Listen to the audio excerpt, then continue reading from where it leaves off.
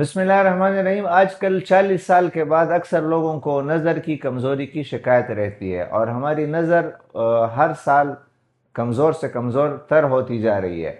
اس کی ایک اہم وجہ یہ ہے کہ ہم نے نبی علیہ السلام کی ایک سنت ہے، سرما لگانا چھوڑ دیا ہے۔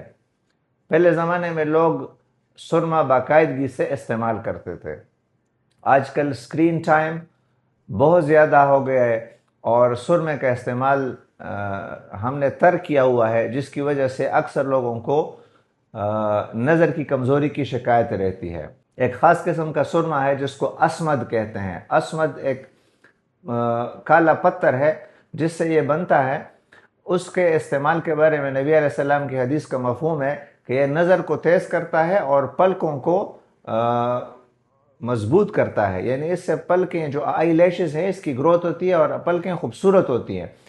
تو رات کو سونے سے پہلے ہمیں اس سنت کو زندہ کرنا چاہیے۔ رات کو سونے سے پہلے سرما لگائیں تو یہ آپ کے آنکھوں کے اندر سے سارا گند باہر نکال لیتا ہے اور آپ کی نظر کو مضبوط کرتا ہے، آپ کو انفیکشنز اور خطرناک بیماریوں سے محفوظ رکھتا ہے۔ تو اس سنت پہ ہم خود بھی عمل کریں، اور انفارمیشن کو اور نبی علیہ السلام کی اس سنت کو زندہ کرنے کے لیے ہمیں دوسروں کے ساتھ بھی یہ انفارمیشن شیئر کرنی چاہیے۔